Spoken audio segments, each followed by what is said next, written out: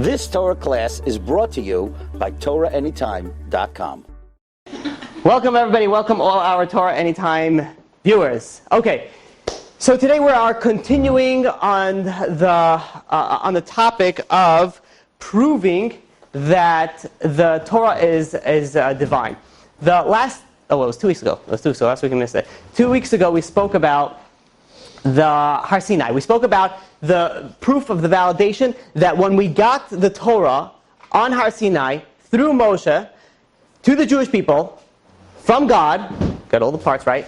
This was such a unique event that it would never occur again in the history of the world to date. Now, I do want to go and do a quick recap on last week. I usually don't. The reason why I need to do this this week is for two reasons. Number one is because it's sort of a continuation, so whoever didn't listen, they'll have an understanding in it. Number two is because it was very complex, and I saw a lot of blank faces. And I actually, before I uploaded it, I sent it to a few people, and I said, listen to it. Is this clear? Do I have to redo it? Is it something to understand? So, I don't know if they said, okay, it's good because they like me, or they're my family, which they were, or other reasons. But for all, purposes, I think it is very important to review it because it is extremely, extremely important. And the reason why it's so important is that when you're dealing with something, the stronger the foundation it is, the better off that you are. Think of this as a relationship between a husband and wife.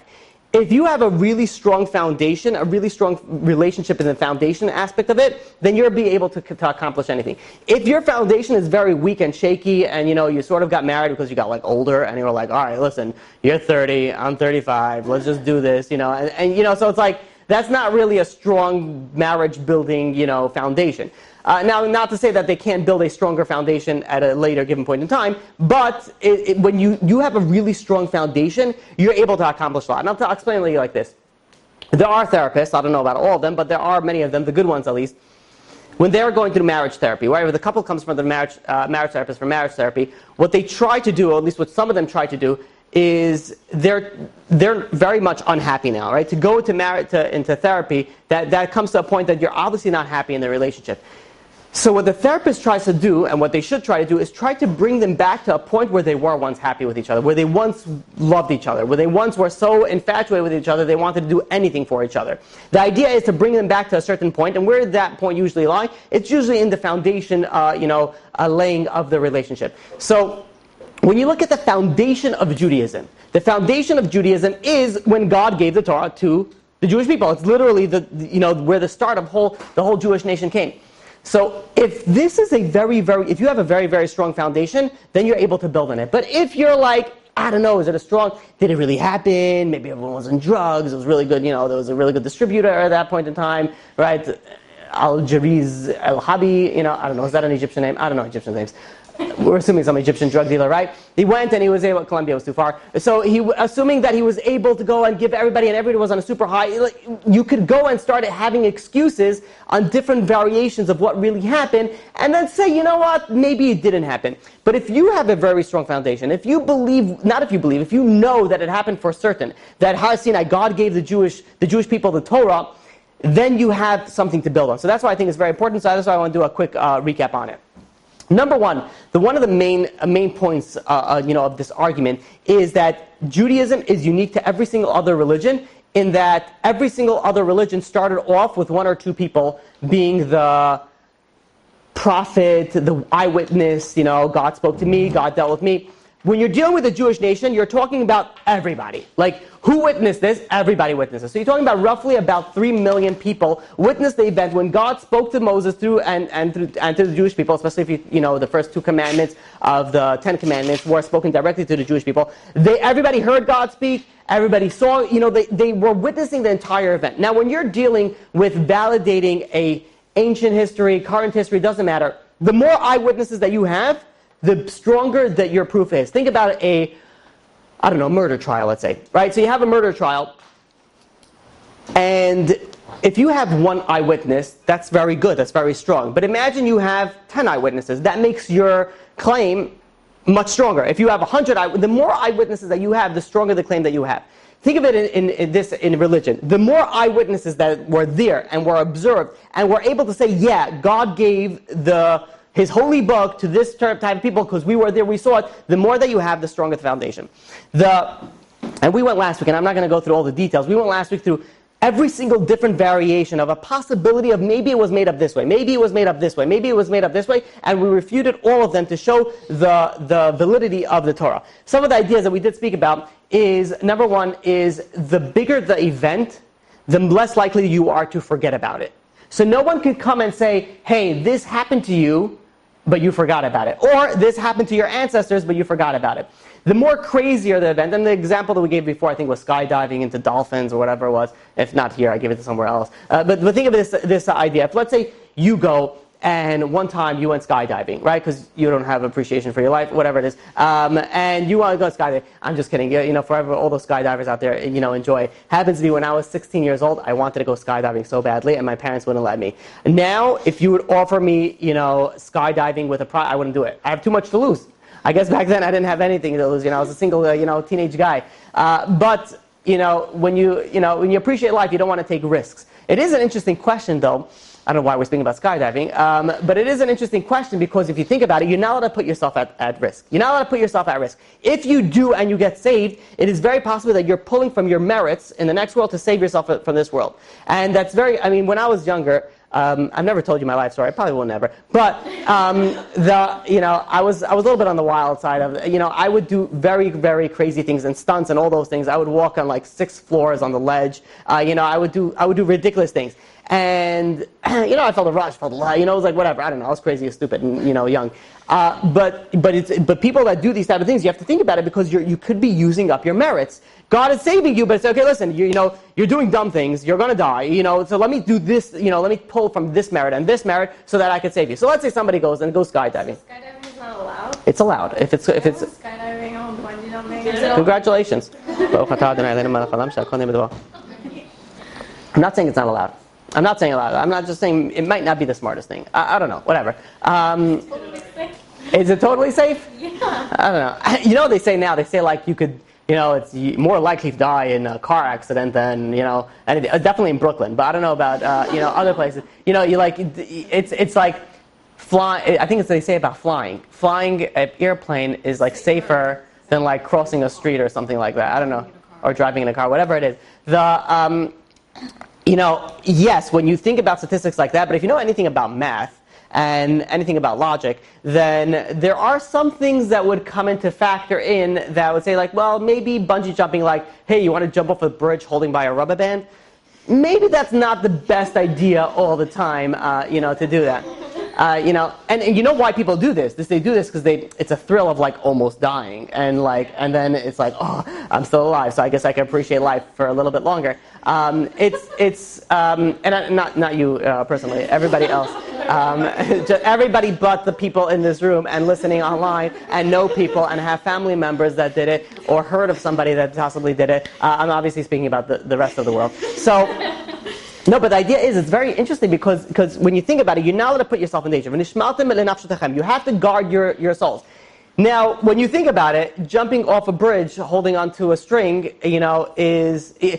I've seen the uh-oh moments of those things, where like they jump, but the string snaps. They jump, but then it wasn't so tight, the cord. So the string was strong, the rubber string, I don't know what it's called. I call it rubber band because I know whatever it wasn't so strong. So the spring bounced back up, but they kept on going down. So, and again, do you have to sign a waiver? Like, if you die, you won't sue us? I mean, I don't know, maybe your parents, I don't know. For skydiving, not for a bungee jumping. Oh, really?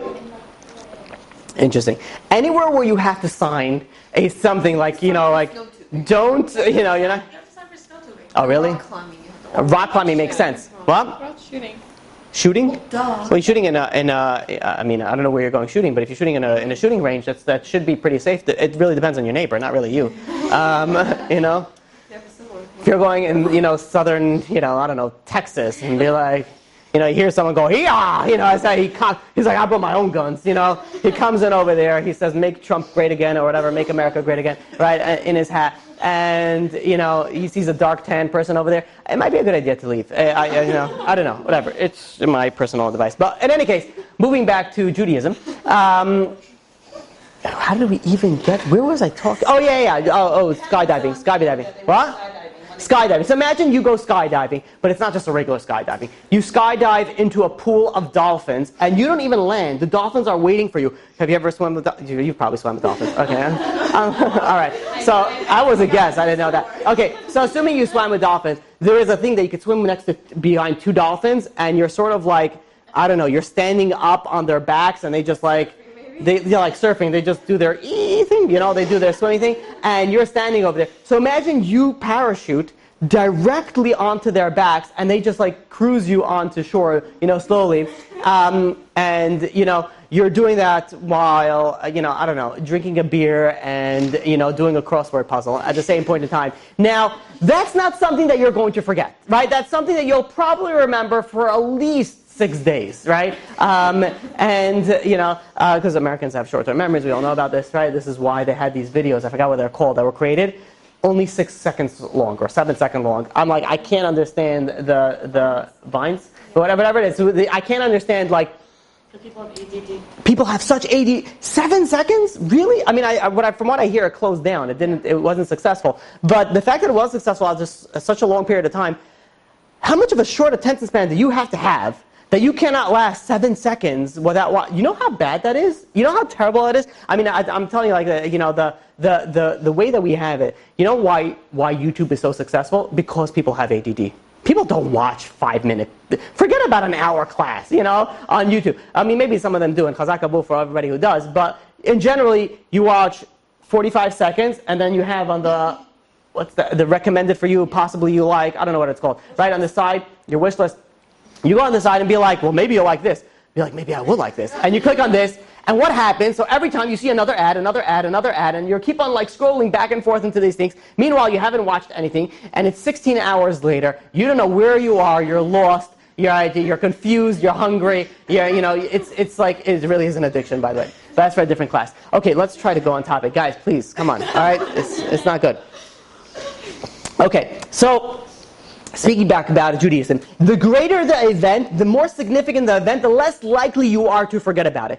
Can there be, and if you can think about anything possibly greater than having a revelation from God, not just you one-on-one, like, uno al uno, mano al mano, I don't know Spanish, whatever, I don't know why I started this, but I'm ready here, right? So while, not like a private conversation, a whole group of people, a tremendous group of people, 3 million people are there conversing, with God, and that's not something you forget. So it's very, very unlikely that somehow this scenario never happened, and we say that it happened. Because even if you say that it never happened, and some guy came along and said, hey, you guys forgot a really big, interesting thing. You guys are the chosen people, and God spoke to you, all of you, and I don't know why everyone forgot it, but everyone forgot it except for me, and now I'm here to remind you. That's very unlikely because you don't forget such a thing. Not you, not your ancestors, not your great ancestors. If you have, you know how, like, every mother tells every child ever, you're the most special thing to me. I mean, every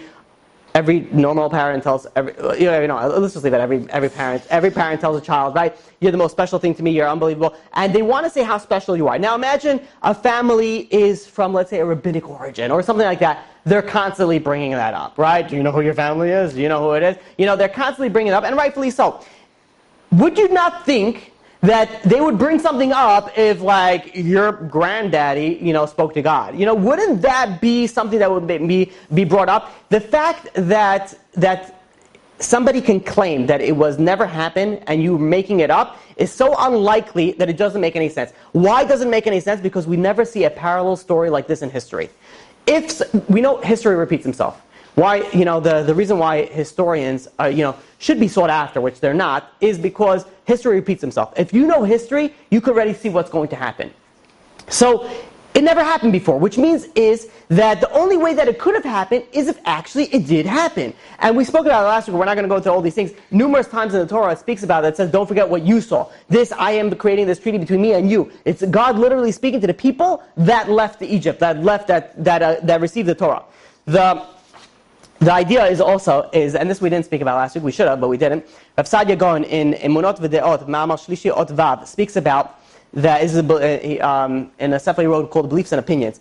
He said that a report can be misunderstood or misrepresented in two ways. Number one, if it was a mistaken understanding, which means is that I tell you something, you have no clue what I'm saying, but you nod in agreement like you know what I'm saying, right? You guys know what I'm talking about, right? Everyone's nodding. You know what I'm talking about. No, I was kidding. You know how you know these things. So I speak a lot in different places, so I get to see that, but not everybody gets to see that. But you ever have this thing when you're like saying something where you know the person does no clue what you're talking about? I mean, you're a woman, so you probably get this more when you're speaking to men. And what do? They're just like smiling and nodding, and like in a very blank look, and be like, yeah, sure, so. They obviously didn't understand. They didn't comprehend. El comprendo, right? We're going to go Spanish today, right? And it's going to be wrong. So I hope no one here speaks Spanish. So they correct me. It was? 2 years. 2 years Spanish. Okay, so you could correct me then. They're not going to know what you're talking about. Then it's very likely that they'll tell somebody else what they thought you said, but really you didn't say it. And it doesn't work, by the way. It doesn't work. And this is really for the men. Like, just to repeat the last sentence that somebody said. Well, of course I'm listening. Yeah, you said that Trump would make it great again in America. Right? I heard that, everything. You can't just repeat the last sentence and think that that's the whole idea of it. If you understand something, then you understand it. But if you don't understand it in the beginning, then it's very likely that you will misrepresent it later on when you're telling it to other people. That is one possibility of taking a report and spreading it out falsely. Another idea, and there's only two options, is where you will hear the report, but you will willfully, knowingly change it and tell it to other people. So those are two things. Either mistakenly do it or willfully doing it. The problem is that when you're doing this to a large group of people, it's impossible to do it. If you're doing it to a large group of people, you can't tell them, first of all, you can't assume that they all mistakenly understood it. You can't assume that nobody knows what they're talking about. Everybody was on PCP, LCD, I don't know, whatever other, ABC, that they were on, any drugs they want, and they all misrepresented it, because it doesn't happen in large numbers of quantity of people. Only in small numbers. You could say a small group of people be like, yeah, we saw a cactus talk to us, and then we drank some sand, and now we're here. You could say it if there's one or two people, you could sort of keep a lie. But a group of people, you can't keep the lie. The other idea of mistakenly understanding something, if you're telling something to 1,000 people, it's very unlikely that all 1,000 of them is going to get completely the wrong idea, the same idea. It's unlikely. It's so unlikely that it never happened before. So these two ideas, if you're able to and of course this is how Rabbi Saadia Gaon goes and explains it, if you're able to go and remove these two doubts from a report, then you know that report was true.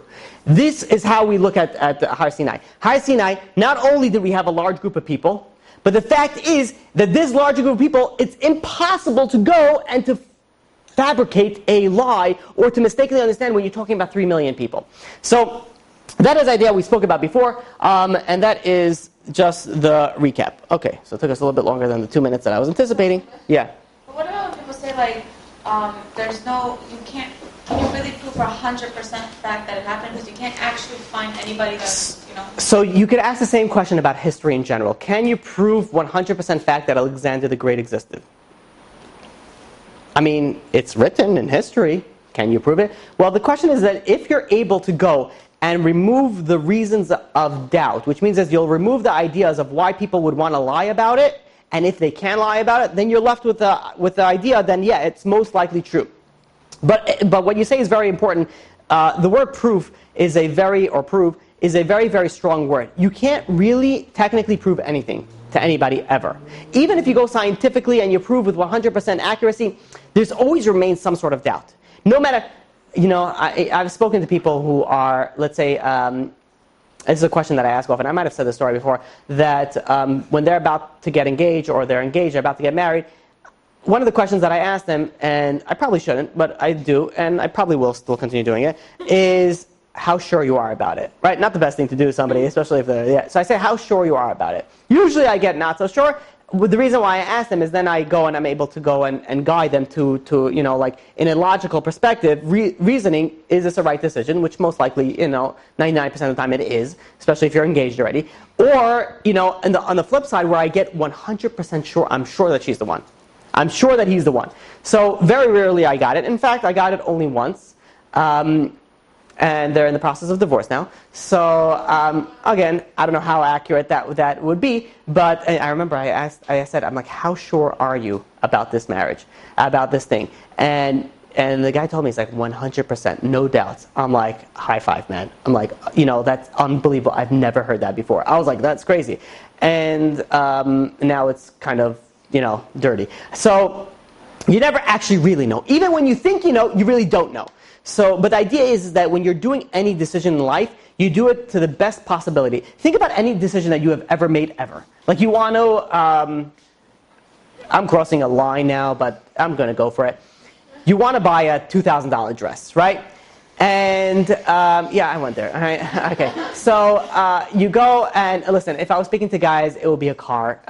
It wouldn't be $2,000 because. That's 200. Yeah. So let's say you're going and you're putting a lot of money towards. And I might be way off. $2,000. Be like, well, yeah, that's my whatever Sunday. I don't know. So. Obviously can't read the room. So in any case, but the idea is, if let's say you spend a lot of money on a dress, do you know for certain that you'll love it forever? No. You might love it for a year, and then it might go out of style, and the color of this spring is orangutan. I don't know. I know that's not a color. I'm learning my colors. My daughter knows more colors than me. I'm not gonna lie. My daughter knows more. She told me about the color teal, and I'm like, what's? Yeah, I found out. Yeah, it's unbelievable. I'm like, I never knew that's teal. That's blue to me, right? And I think to 99% of men, that's going to be blue. But there is like peach, red, tangerine. I don't know if there's tangerine, but there's like all these different colors of the spectrum. We're basic. We know the rainbow colors, and anything in between them, we just round it off to the nearest color that it is, inside of it. But when you're getting something, it doesn't necessarily mean that you'll love it forever. You don't know. You have no idea. You have, in fact, and I don't want to scare you, and especially for the anxious people in the room, any decision that you're going to make ever, you're never going to know 100%. The way that you're going to know is based on the proofs and everything that you'll weigh yourself and say, okay, I am more likely going to be happy with this man. I'm going to be more likely happy with this woman than anybody else. And you say, Mazel Tov, let's break the glass, give me a nice engagement ring, and buy me stuff. Right? So, I don't know, depending on your mindset. It is. Anything is a leap of faith. But there's always logic placed into it. So, okay, let's move on. Good? Okay, good.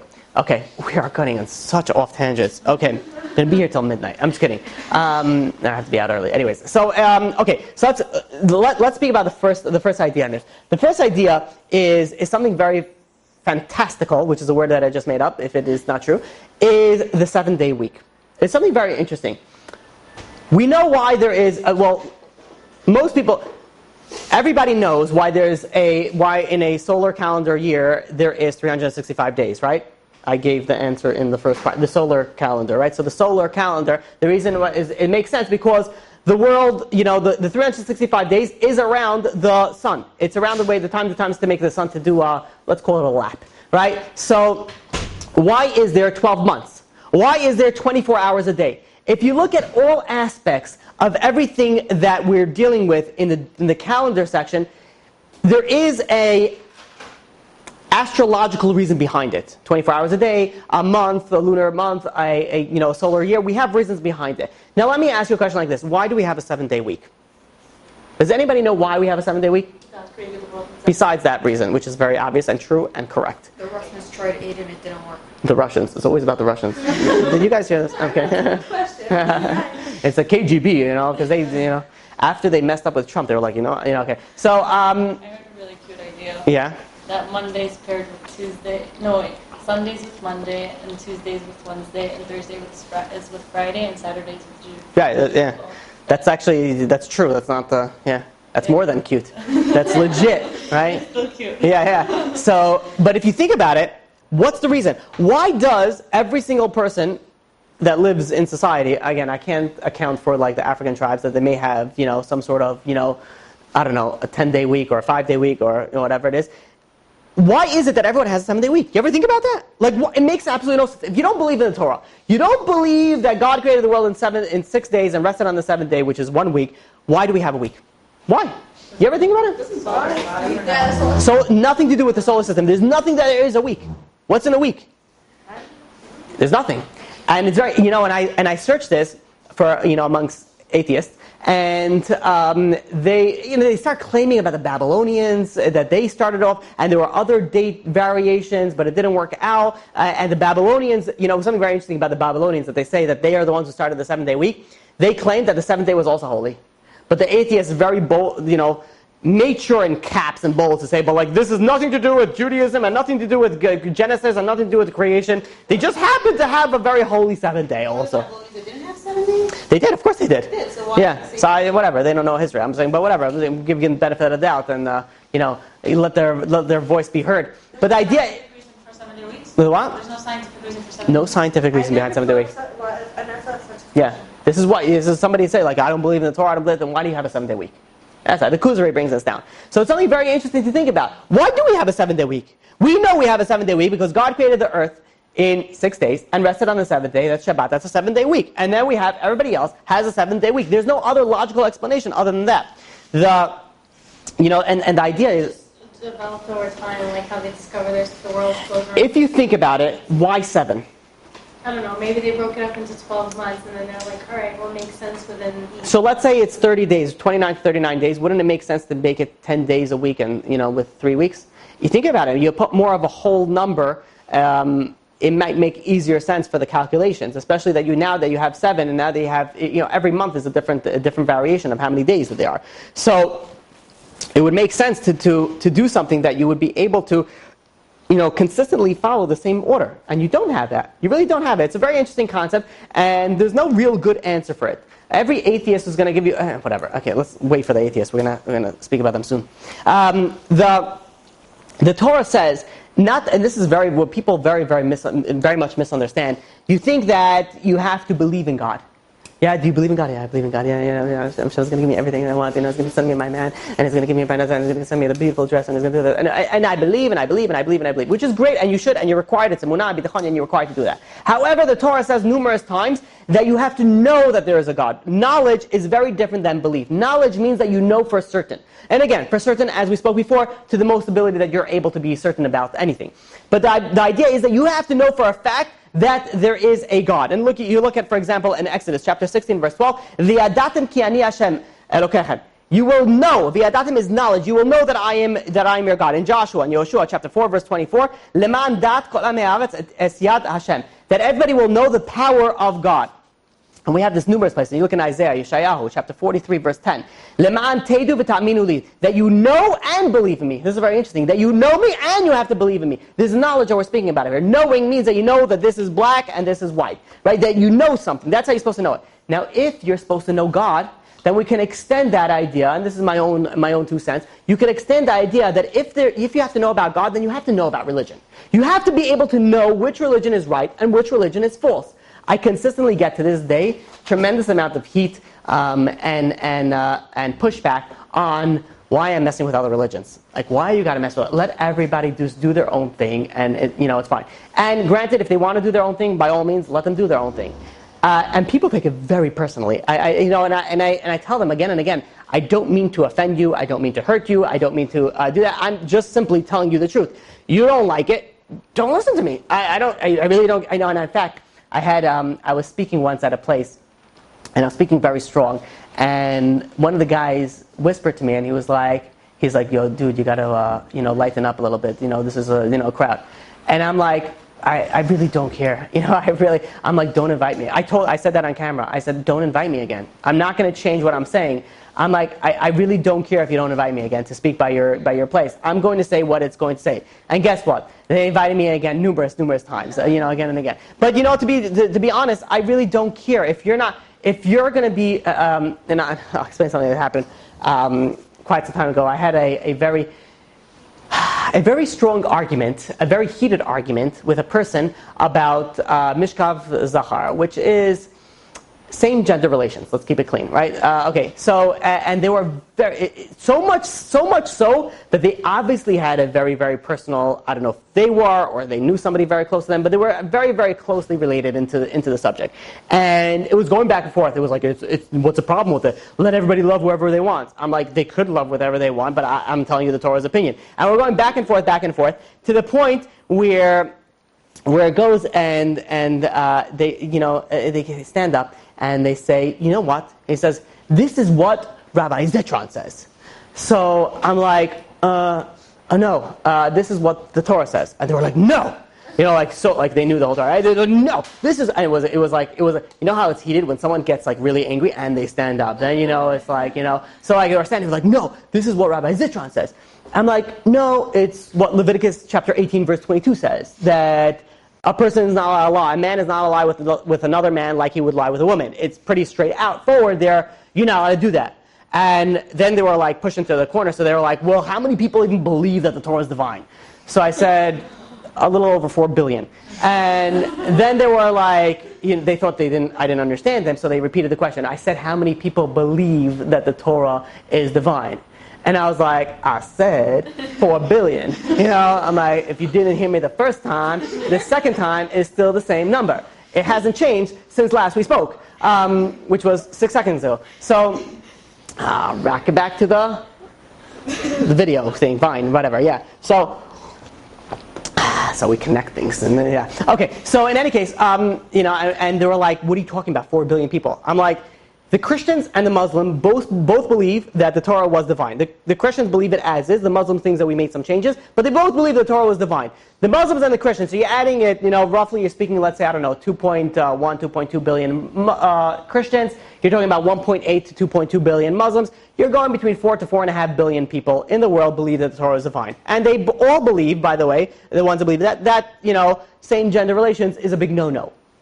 And furthermore, as I said, which is an interesting fact, there's roughly about 7.6 billion people in the world. You know what's something very, very, very scary and very fascinating at the same point in time? When I was, you know, after I said that number, I was like, what, is it really 7.6? So I went to do some research. There is a world human calculator. I don't know what it's called actually. It gives you live count on how many people die and how many people are born at that point in time.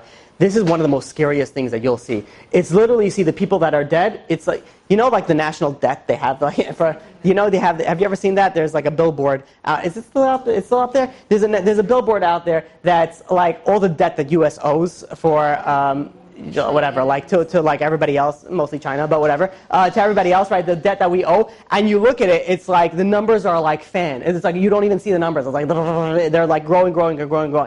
That's how it looks. So you see like 7.6, you know, whatever, you know, like, I don't know, 987654321, whatever it is, and you see like the one like going down, and then going up, and you see the number of deaths, the number of born. We don't appreciate life. You see like, in a minute, you're able to see like, you know, hundreds if not thousands of people die, and then hundreds if not thousands of people that are born.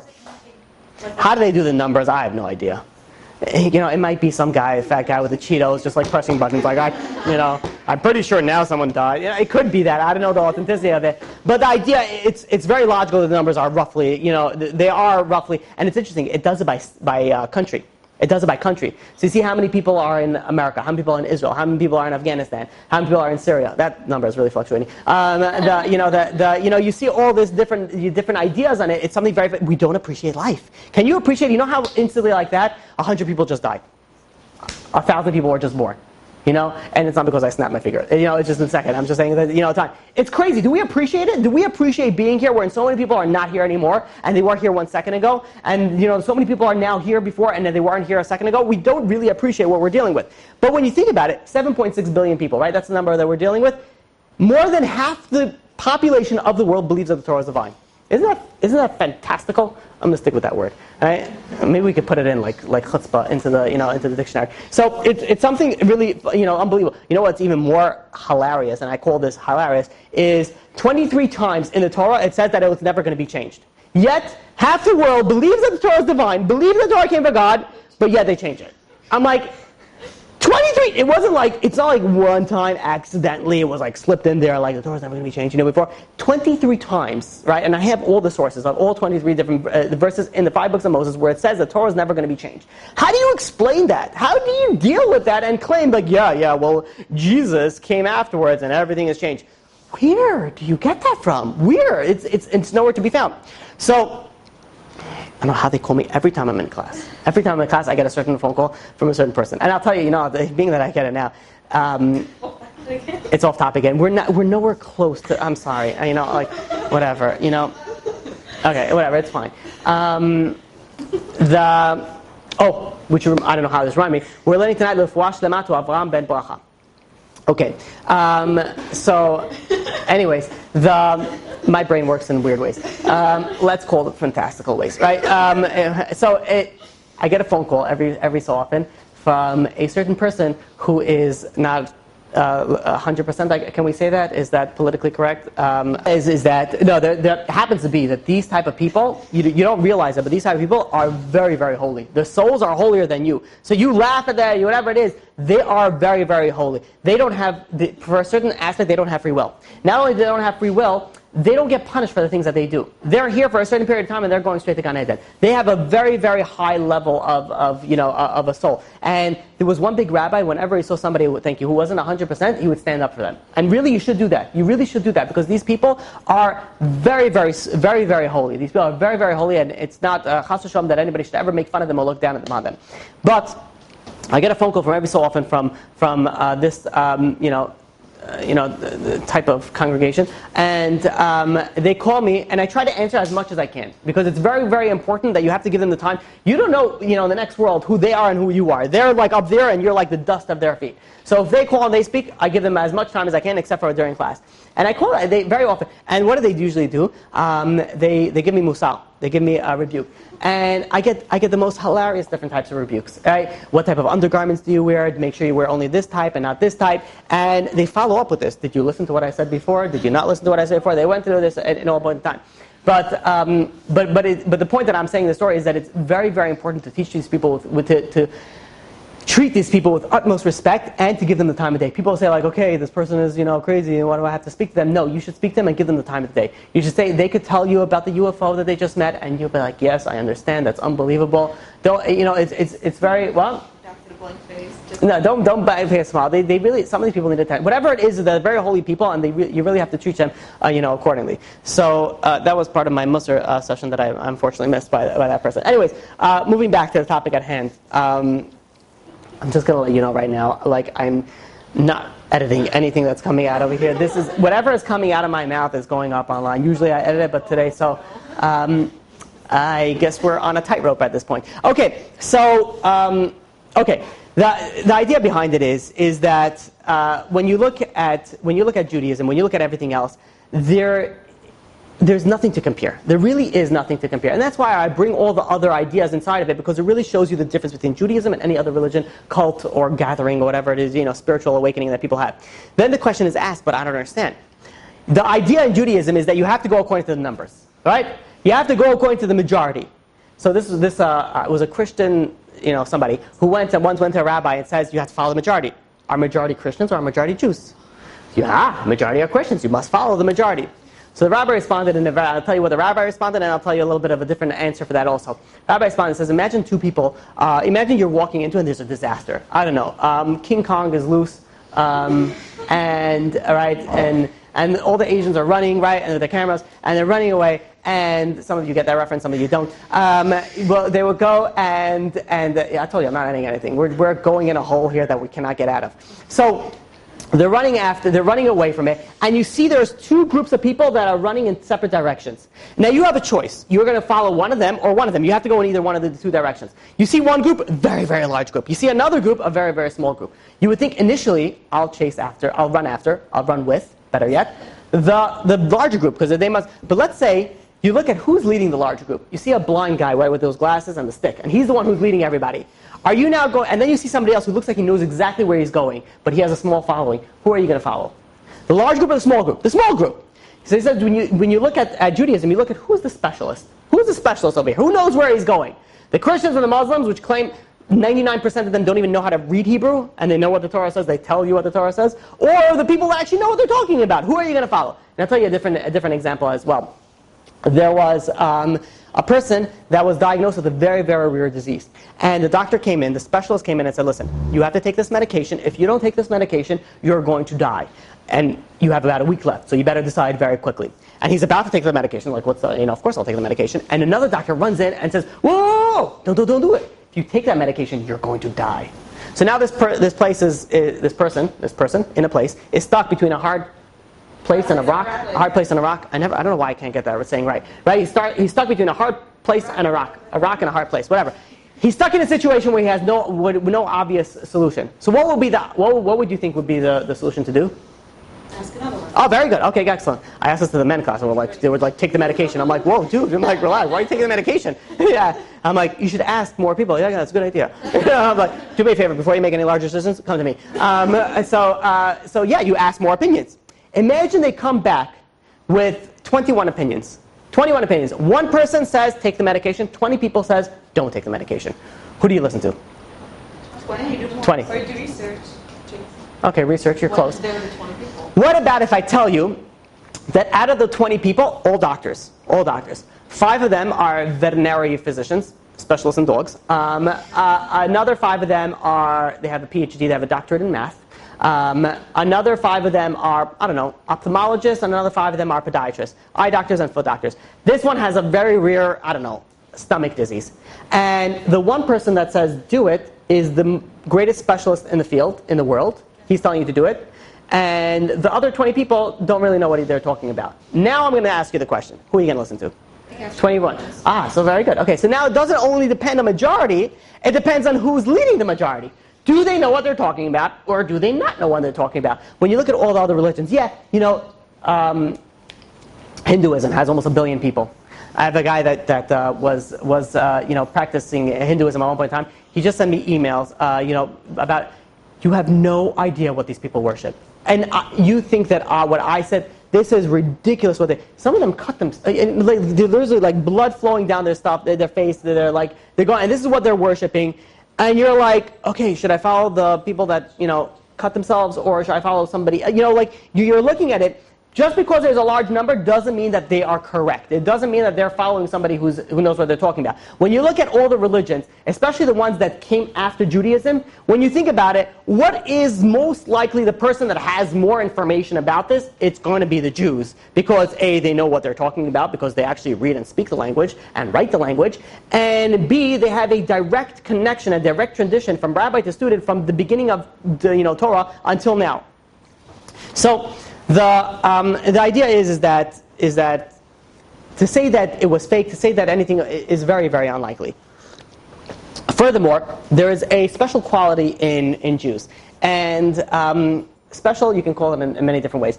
One thing Jews are not, they're not gullible. Right? We're not gullible people. For the majority of us, I've met a few Jews that are very gullible, but for the majority of us, they're not gullible people.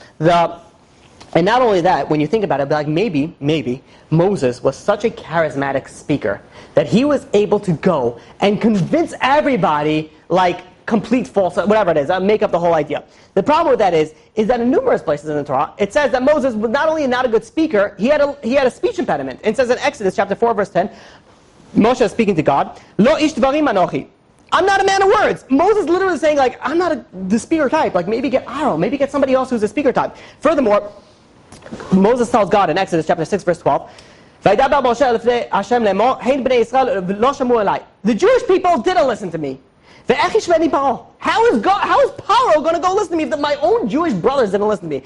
I am of closed lips. Right? And numerous times, again and again, it says about Moshe that he was not a good orator. He had a speech impediment. People were not listening to him. And in fact, you open a Gemara. What is the Gemara filled with? Arguments. The Jews don't accept things easily. We just don't. You sell something to us, we're going to ask 1,000 questions. Even if you're giving us a winning lottery ticket, we're going to ask 1,000 questions, right? We might take it first, put it in our pocket, and then ask the questions. But we're going to be asking questions. Why are you doing this? Who are you? Like, why? What's going on? We're just people that ask questions. We're known throughout history. And throughout the Tanakh also, we're known as Am HaMinifchar, the chosen people, Am HaSefer, the people of the book, Am HaNetzach, the eternal people, and Ol HaGoyim, a light unto the nations. But we're also known as something else. In Exodus chapter 32, verse 9, we're known as Am Kshe Oref. Anybody know what Am Kshe Oref means? Stubborn people. We're known as stubborn people. And you could really know about this. Like, I used to fly more frequently, recently, I don't know where that came from, more frequently than now. And if you fly with El Al, I really give credit to the people that work in El Al. Like, it really breaks my heart sometimes. I've seen people that just walk up to the counter, let me speak to your manager, please. And be like, what's the problem? Manager, right? They don't even bother with anything else. Like, manager. Like, imagine you're going on there and you know the people like, let me speak to an agent, please. Jews don't wait.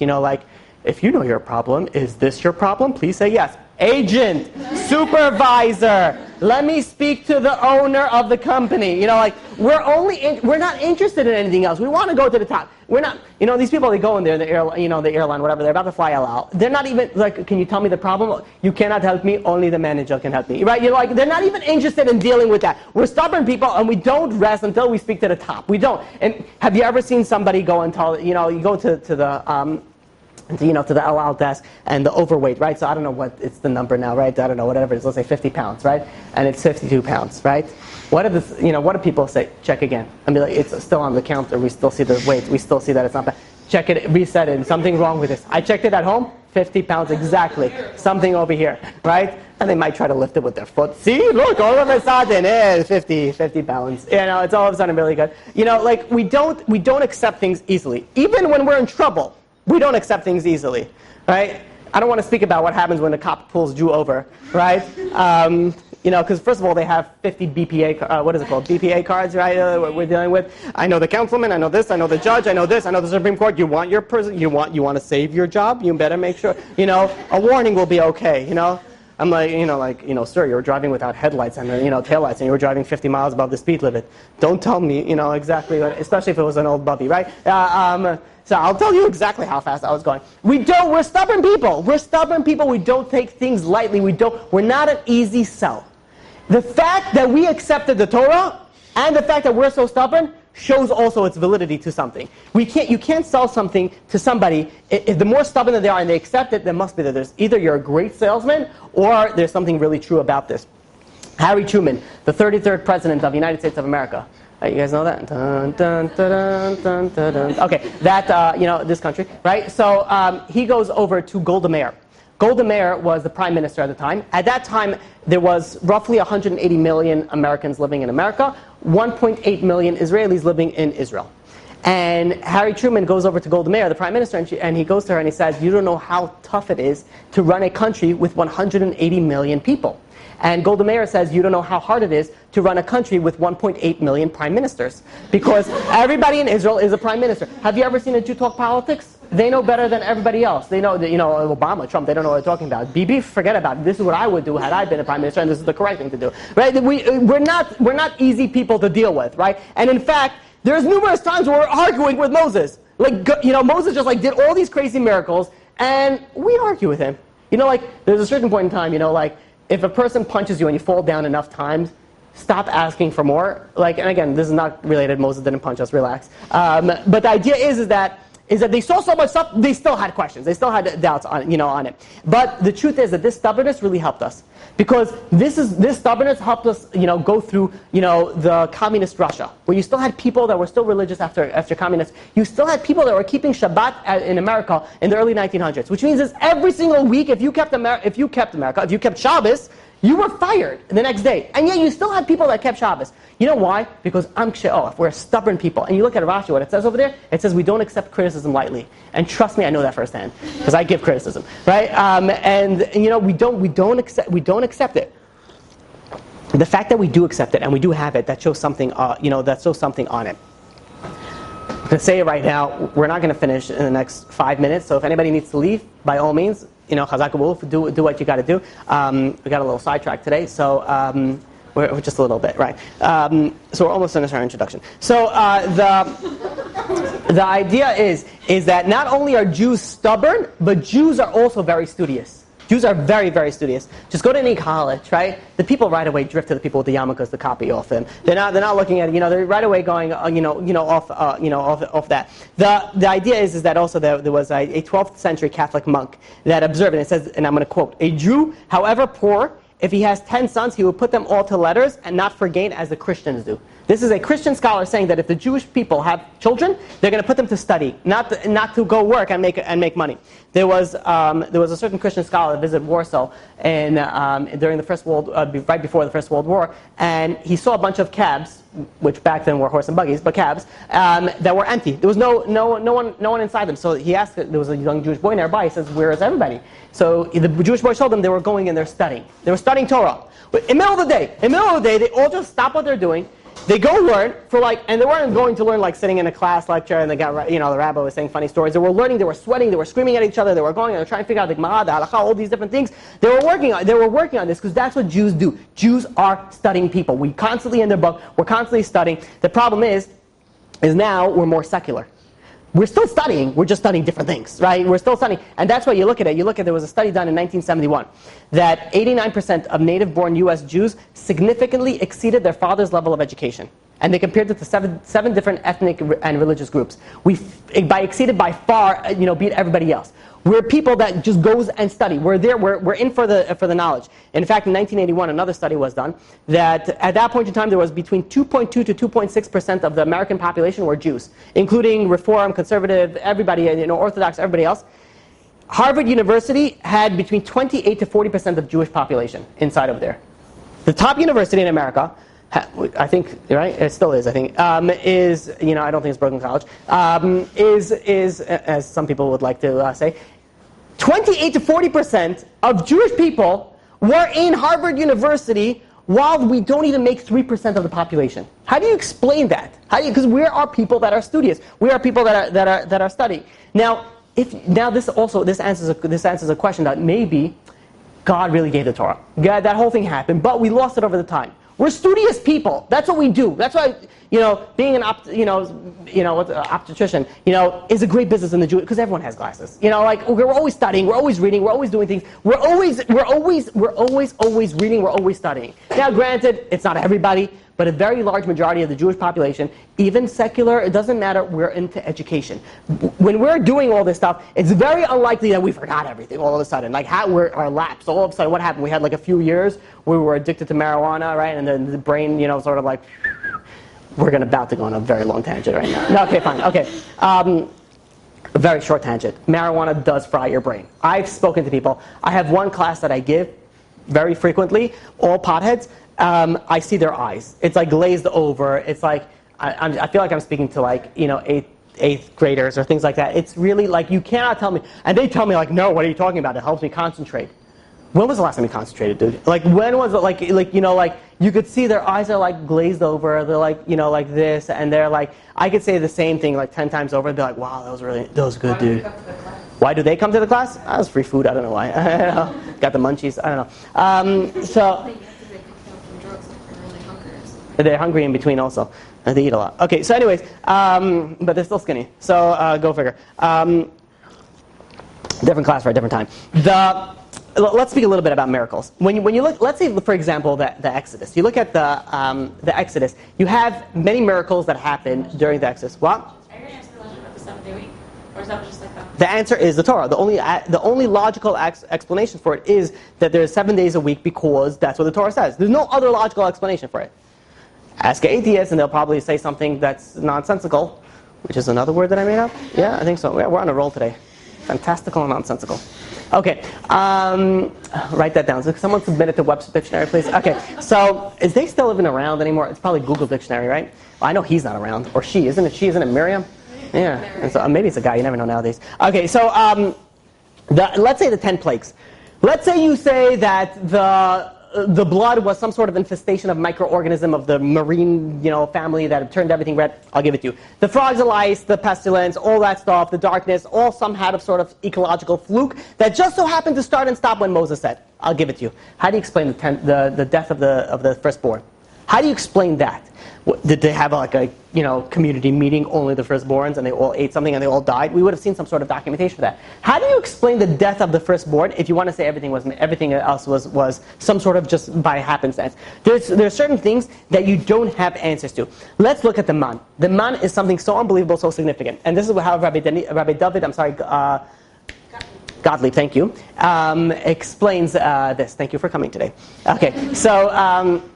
This is how Rabbi Gottlieb explains this. He says that when you're witnessing a report, there are certain criteria that's very likely that you misrepresented the report. An example, let's say you're not emotionally stable. And I'm not talking about in general. I'm talking about just in that period of point of time. Let's say you're very anxious. You're very depressed. You're very that. So when you see something, you might say, well, I just saw God speak to this taxi cab driver, Ahmadinejad, right? And I was there. I was there in the back seat, and I saw everything. Now, if you're very anxious and having a panic attack or on other sort of emotional distress, it's very, very possible what you say you saw and what you really saw is not really the same idea. But if you see something and you're in a calm state of mind, that's more likely that it's going to be true. That's step number one. Step number two is if a miracle happened, if it's repeated again and again, then you could say, okay, then there's something going on over here. It wasn't just one time that I just sort of woke up on the wrong side of the bed and I saw something crazy. If it happens again and again, that's something that shows you. Number three, if you have more than one or two people witness an event, that also shows the validity of something.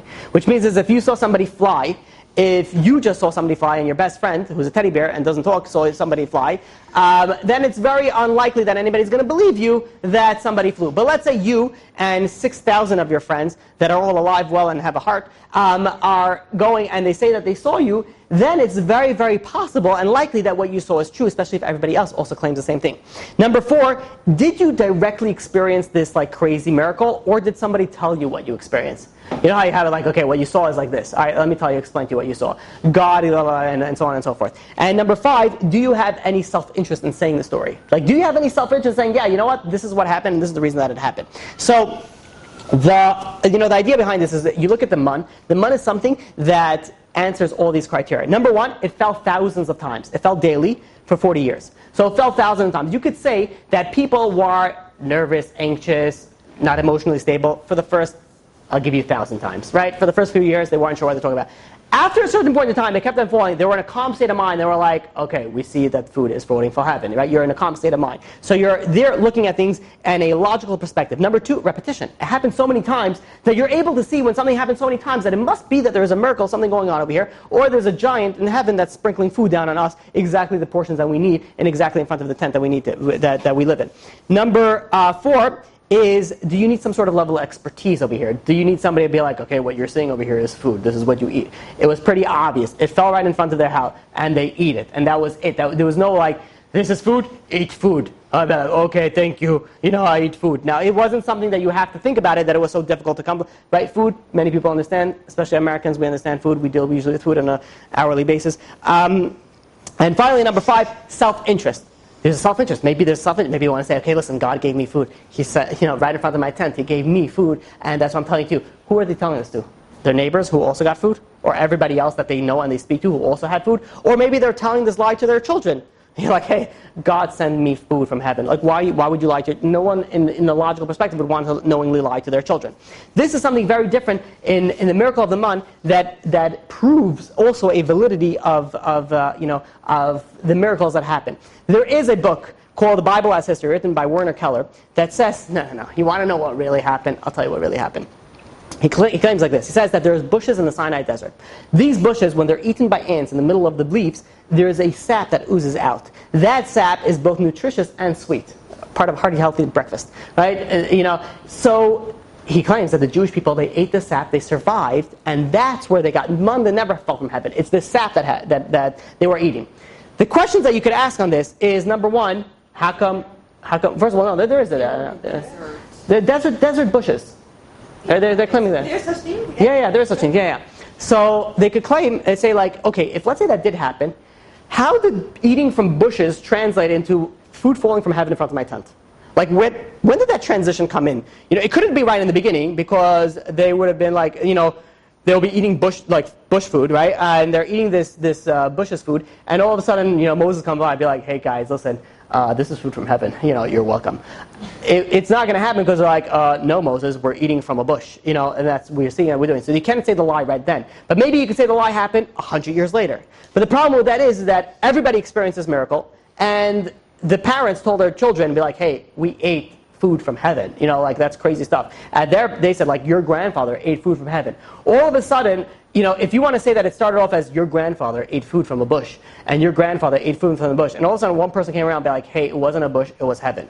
Then everybody would raise their hand. metaphorically, because Jews don't raise their hand, right? And I'm kidding, we all do. They raise their hand. They say, I heard the story a little bit differently. My granddaddy, he ate food from a bush. How come your granddaddy ate it from a southern, obviously, Jews? How come your granddaddy ate it from heaven? It doesn't make sense. And if there was a really transition in the story, we would see different variations of it. We would have some group of Jews that say we ate bush food, and another group of Jews that say, no, we ate man food. But because we don't have this claim is very weak and very unlikely that it is true. Okay, let's finish off with one idea.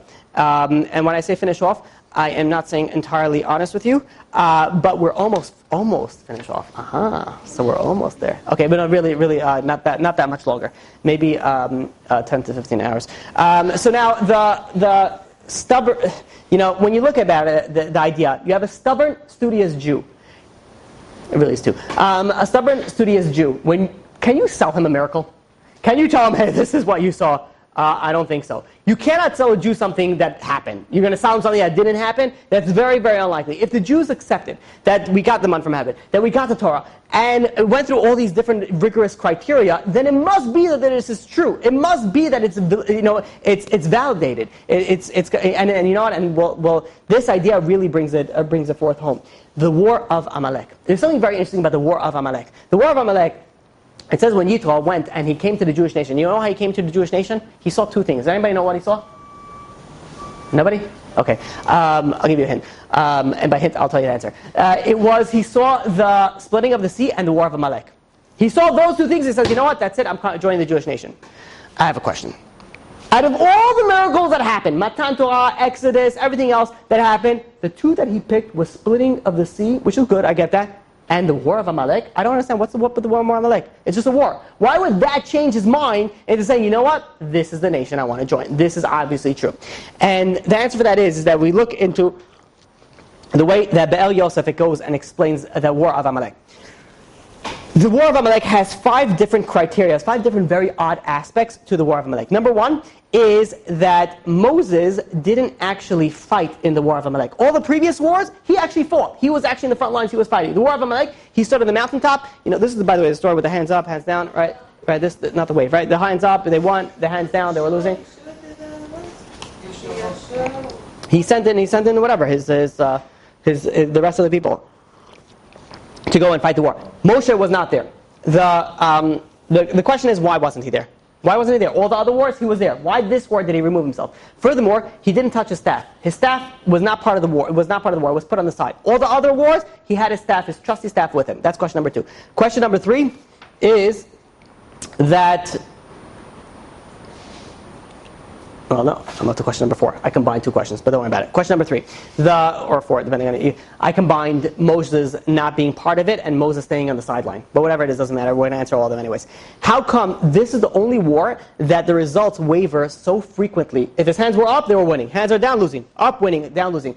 In no other wars in the Chumash does it speak about that the wars they changed so drastically. And number 5, it was the only time in the history of the Torah that it speaks about that Moshe was weak. He had to have Aaron and Hur holding up his hands. He couldn't do it by himself. Why couldn't he hold up his hands? He was so strong, so physically strong. This is the only time that he shows physical debility in the Torah.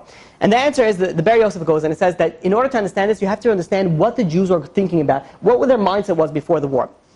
And in fact, before the war, the Jews actually doubted if God is with them. And they said in Exodus chapter 17, verse 7, Hayesh Hashem b'kilbenu im ayin. Is God with us or not? And the question is, why are you asking that? God just did the 10 plagues. He did so many miracles, splitting of the sea. He did so many miracles. Why are you really asking if God is with you now? You saw so many things. Why would you doubt it? So the idea behind this that explains the Be'er Yosef is that they thought maybe there's still a possibility, right? Remember, we're stubborn people. Maybe Moses did everything.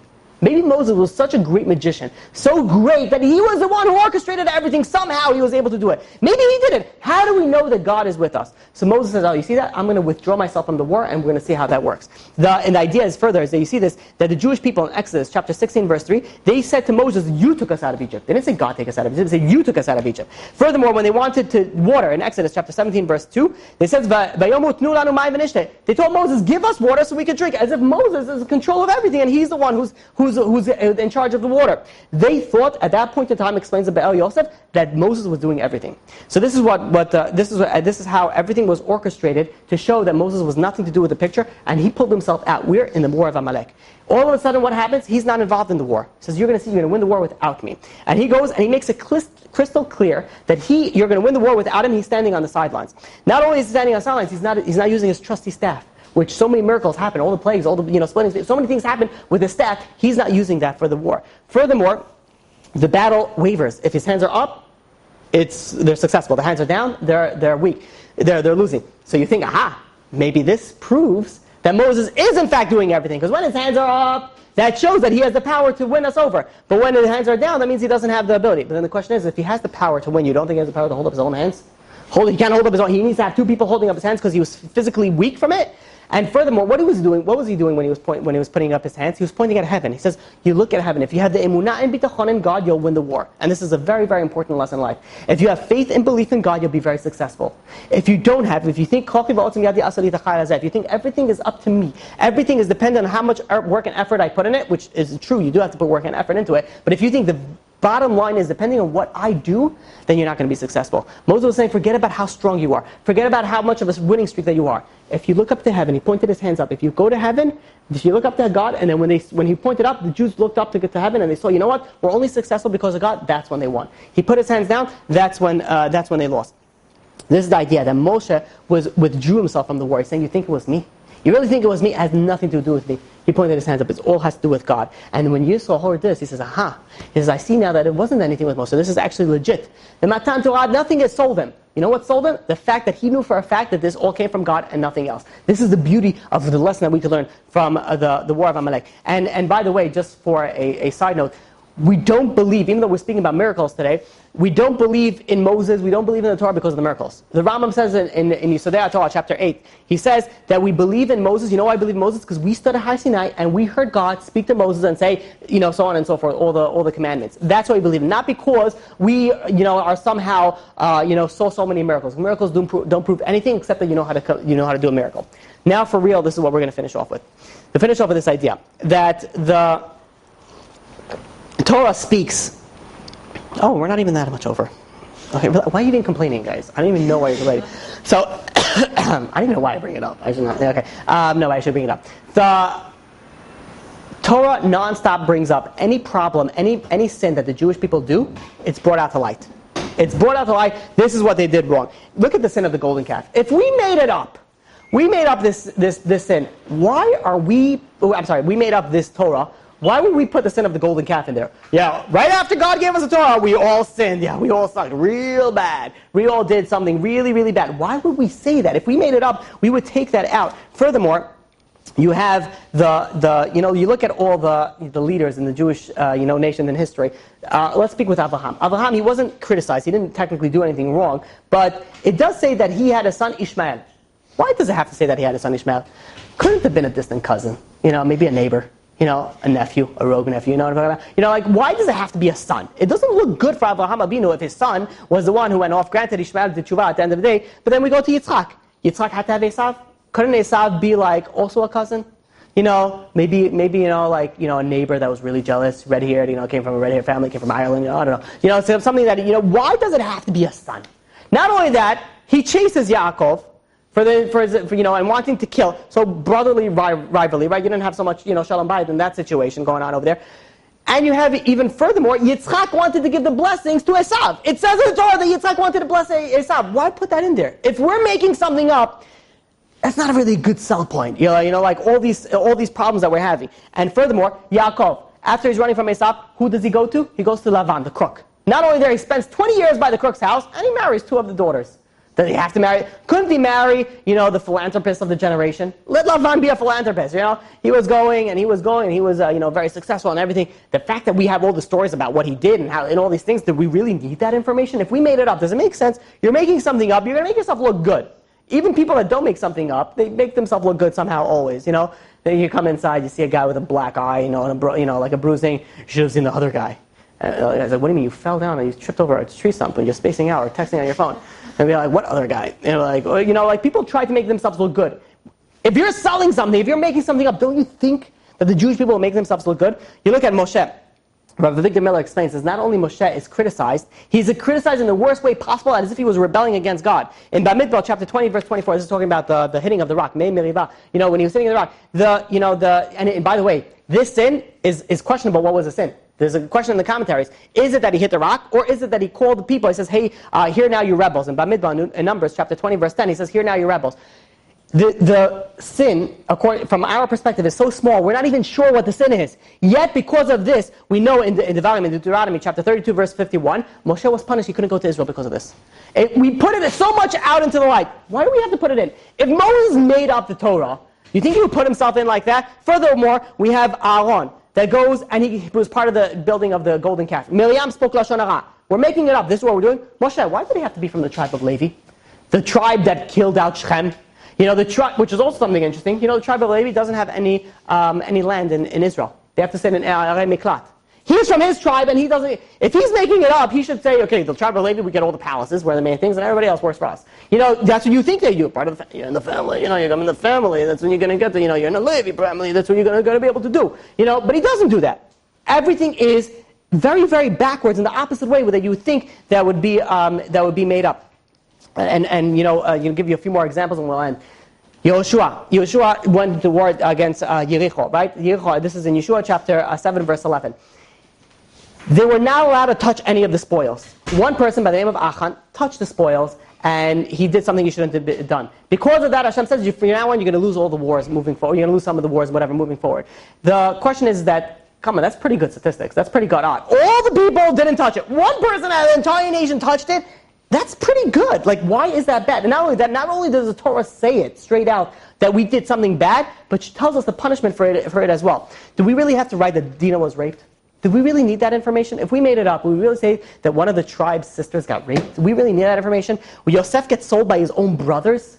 The fact of the story of Tamar and Yehuda, we could easily have skipped that thing over. The Jews are the lowest slaves. We could have owned it. We could have been the real estate managers in Egypt, and no one would have known the difference. Why did we have to be the lowest of the lowest? You look at any other religion. You look at the Quran. Is there anything bad that says about Muhammad? The answer is no. There's nothing bad. He's pictured as a saint. Jesus, did he ever do anything bad? No. Even the bad thing that he does, they twist it into something doing good. Yet the Torah numerous times says the faults of the leaders, faults of the nation. You know why? Because we're not politically correct. We're not looking for make somebody feel good. We're here to tell you the truth. And this is what happened. This is what gets written. And that's the way it is. The only time and way that's going to happen is if it's true and if it's not made up. This is yet another numerous proof that we have that the Torah not only was completely true and was given by God, but we see that we had no part of it in changing it. Because if we would have changed all these things. Any questions? Yes? The Torah was dictated to Moshe by God, right? Correct. So does that mean everything in Torah should be perfect and complete and there shouldn't be any mistakes in it? Correct. So I have a friend who's, I don't want to say off the there, she's completely off there. Mm-hmm. So she was arguing this with me, and she said that there are sources for things that are wrong in the Torah, but are actually, they're wrong. There's certain things that are wrong in the Torah. If you know any examples, I can give you 2 examples. send it. Okay, I'm going to give a whole. I'll try to answer now, but I'm going to give a whole class on Bible criticism that I do plan on saying about. Yeah, go ahead. One of the things I wrote it down because I was like, tell me because I need proof. Okay. She said one of the things is that the circumference of a circle, the measurements are given in the Torah, but they're not the same as the actual. The pi radius is given. It's not given in the Torah. It's given in a hint, and it is accurate. The pi circumference. It's not. In the Torah, it's rounded to 3, and actually it's 3.14 whatever pi. Which is so it is correct. It's rounded. Said why would it be rounded if it's supposed to be precise? That doesn't show that it's incorrect. That just shows that it's rounded. Rounded is still correct number. She was saying why isn't it a perfect number? You know how long pi goes to? Yeah. Infinite. It keeps on going on and on. So what the Torah is supposed to say it all. The whole book is going to be a book of pi. It doesn't make rounded. Even the statistic number. So it's 3.14 if I'm not mistaken for pi. That's rounded. Why is it 3.4, whatever it is, dot. That doesn't show that it's wrong. In fact, that shows that it's true. Because, you round something, that's fine. But look at how they have the number now that they only found mathematically, recently. I think her point was that, they now it's more precise because they didn't have the math back then that whoever wrote the Torah. Because you're rounding something off and you don't give the additional decimal places afterwards does not mean that they didn't know it. It means they didn't write it. But that does not show that they didn't. If they would have said 4.154, then I would say, yeah, that's a pretty big error. But the fact that it's the same exact number, but it's not round, it's not continuous number, it continues for a really long time, pi. There was one sort of genius that kept on going on and on about it, on the numbers that go on after pi. So it's not a number that you would expect anybody to ever write it down fully. Even science doesn't write it down fully. Why is pi in the Torah? That's like so random. I believe it's in Sukkah. For the, yeah. If I'm not mistaken, I have to look it up. But there's a... in Malachim. That Haram made something for Shlomo. Could be. I have to look it up. It's possible. I have to look it up. And there was another source that she remembered was the sun. When Yeshua stopped the sun, it says in the Torah that he stopped the sun Excellent instead question. of saying that the earth was stopped. Oh, that's not an excellent question. I thought it was a better question. Okay. He's saying that the sun was stopped and not the earth stopped the rotation around the sun? Yeah, because he said that... I have to look at the text. That's such an easy answer. Oh, that's what if I prove that to her, she's going to become religious? I don't know. Have her come to class once. I'll gladly debate her. Oh. She's so short. She was like, she's off. If she wants, we can make a class just for her questions. I've done that before with people. Just her questions. Oh my gosh. Yeah, just her questions. I'll gladly do that. I have a ball with it. Everybody's invited. Yeah, it'll be a Thursday class. I would more than happy. I take this challenge. She's my coworker, so we like stop Any day of the week. Oh, I enjoyed. I'm telling you, I enjoy those She things. also heard this. There's this belief that there were first 72 different gods that were conjoined together, and that's where the idea of one God. Please let her come. I will. You know how many debates I had with people. It's enjoyable. It really is. You guys will enjoy it too. It's fun. I fought back with her. Like I asked if she believes. 72 different gods. These are the virgins that the Muslims got? No relation. There's a source for it. I don't know what the source was, but whatever. I don't know. I would 72 love. different gods with 72 different names, and they put it all together. And that's why God is 72 names. And, Let her come. Oh, yeah. There's no answer to craziness. But yeah, I tell her to prepare everything and bring it up. I would greatly do it. I really try. And whenever she comes, we'll do it. You have to let me know beforehand so I know not to prepare for the current thing. Yeah. Any other questions? Any other questions? On camera. Okay, go. If all the time they worship like Yashkar Muhammad, they worship them almost like God, or pretty much they do worship them like God. But so yeah, they're not going to say anything bad about someone they worship like God, but we don't say anything bad about Hashem either. It's true we don't say anything bad about Hashem either because we cannot say anything bad because of a perfect being. Muhammad was not a perfect, he's a prophet. Prophets make mistakes. Jesus, for example, true they worship him like God, but he did very, very contradicting things according to the Torah. And the answers that they give is a very weak answer. Yeah, Jesus is above the Sabbath, so he doesn't have to, that's not an answer. It's like somebody that's like, shoot somebody, I'm like, I'm above the law, I can shoot whoever I want. No, you can't. That's not like, oh yeah, that makes perfect sense. Yeah, okay, so go ahead, shoot whatever you want. So it still, doesn't answer the question. It still has, they did conflicting things, especially since they say the Torah is true, and it's legitimate, and then they completely, like 100%, conflicts with what they're saying as well. Also, what's the literal meaning of the word nah? Like, I can say please, yeah. Then why does Moshe say Shema nah Haman? Why does he like please? Because even when you're giving rebuke, you have to give it in a nice way. Who was it? Whenever it was it Moshe? No, it was Yaakov. Yaakov, when he gave a rebuke to the people in the shepherds, he said, "Achai, my brothers." You give them you give always rebuke in a nice way. Any other questions? On camera? No other questions? Okay, Chazak Baruch. You've just experienced another Torah class brought to you by TorahAnytime.com.